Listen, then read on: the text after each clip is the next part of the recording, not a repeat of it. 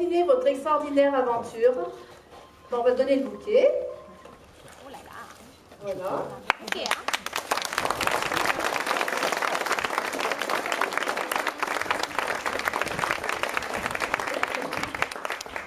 Et pour continuer votre magnifique aventure, nous allons vous remettre, la commune de Laval, un chèque de 2 000 €. Bon, donc c'est important de traverser sur votre compte, parce qu'on n'a pas de temps de faire un chèque.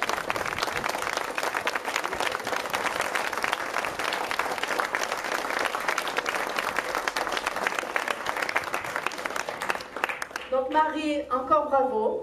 Et puis je sais que vous avez plein d'événements encore aujourd'hui, notamment à Trapoutel. Donc je vous souhaite vraiment une très très bonne journée. Merci beaucoup. Je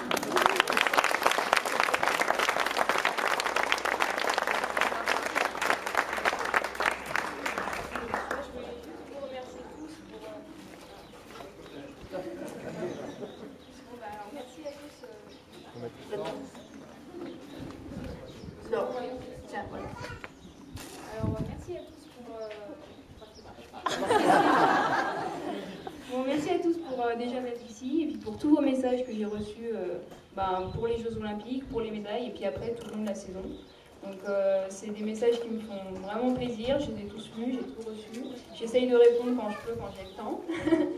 Et donc voilà, merci beaucoup, vous me poussez tous et c'est un plaisir de revenir tout le temps à Laval. Donc si jamais vous me voyez passer en ski roue, ne m'écrasez pas. Mais merci beaucoup, je remercie vraiment tout le monde, la mairie, le conseil municipal, vous, chacun d'entre vous. Et puis j'espère que ça poussera, ça fera pour les générations futures et ça donnera envie à certains et puis ça fera plaisir à d'autres derrière la télé. Et puis que moi je vais continuer comme ça.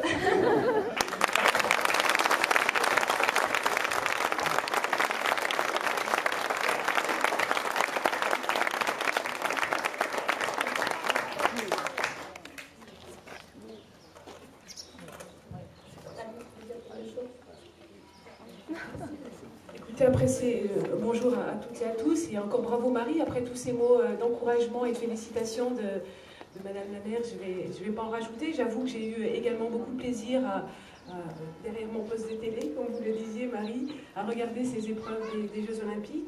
Et vraiment j'ai beaucoup d'admiration pour les efforts que les sportifs sont capables de faire et pour l'exemple que vous pouvez donner à nos jeunes qui sont ici. C'est vrai que c'est toujours aujourd'hui un moment agréable à vivre et j'ai beaucoup de plaisir à être à vos côtés.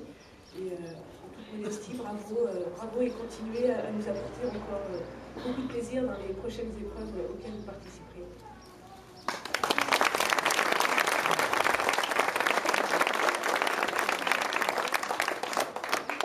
Madame le maire, madame la sénatrice, mesdames, messieurs les élus, mesdames, messieurs, chère Marie. Il y a des moments de bonheur qu'on aime prolonger, on aime que ça dure, donc on trouve toutes sortes de subterfuges pour faire en sorte que ça dure. Et comme les Jeux Olympiques, c'est pas tous les mois, on se dit que ça peut durer jusqu'au prochain, comme ça, de façon à cultiver ce moment de joie intense que nous avons eu. Alors il y a plusieurs façons de faire des discours, de façon très conventionnelle, chère Marie Dorin, vous avez donné à la France sa première médaille, nous en étions tous extrêmement émus, et c'était un moment de crise dans le pays, on avait besoin de ça, ça nous a fait chaud au cœur, je vous assure. Il y a eu un effet psychologique important sur l'ensemble du pays.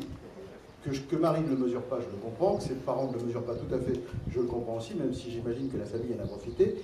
Mais on avait besoin de ça. C'est un moment où on avait vraiment besoin de ça. Et donc aujourd'hui, s'il y a cette émotion, s'il y a cet enthousiasme autour de vous, c'est aussi parce que vous avez croisé un moment de l'histoire du pays qui nécessitait que finalement vous nous apportiez cette respiration, ce moment de bonheur. Alors, les moyens un peu moins conventionnels de s'exprimer, c'est par exemple de vous dire que moi j'ai connu votre grand-père avant vous. Alors, je se demande de quoi je vais parler. En fait, il y a une trentaine d'années, ça ne me rajeunit pas, lorsque je m'inscrivais à l'université, j'étais dans la file d'attente, comme il se doit lorsqu'on va s'inscrire. Moi j'avais déjà accompli quelques missions fraternelles, parce que j'étais père de famille déjà. Et il y avait un jeune étudiant de mon âge qui était accompagné de son père, qui était juste devant moi, dans la file d'attente. Et j'avais une grande discussion philosophique sur la vie, sur les valeurs. C'est quand même rare qu'un étudiant vienne avec son père s'inscrire à l'université. Et le papa en question, c'était votre grand-père. L'étudiant en question, c'était votre oncle Philippe, qui est un de mes amis que malheureusement je ne revois plus beaucoup, avec lequel j'ai commis énormément de fautes, puisqu'on a fait de la musique ensemble, du théâtre ensemble, bref, de la poésie ensemble. Ce que je voulais vous dire, c'est que chez les Dorins, il y a une éthique. Il y a une force de caractère, d'abord l'humilité, l'exigence, la rigueur, et que Marie, elle ne vient pas de rien, et qu'elle porte tout ça.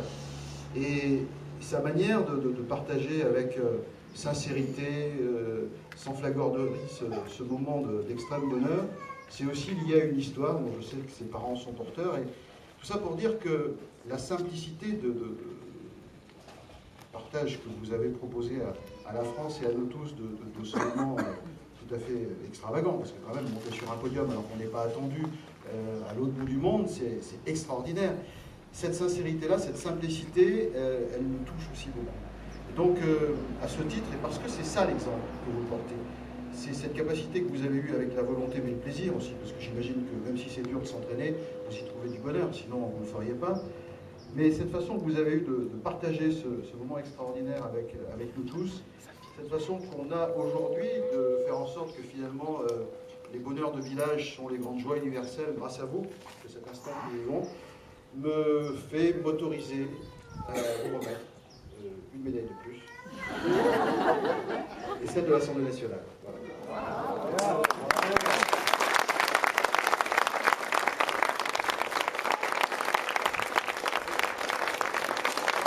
Il y a marqué Laval 2010, Marie Dorin.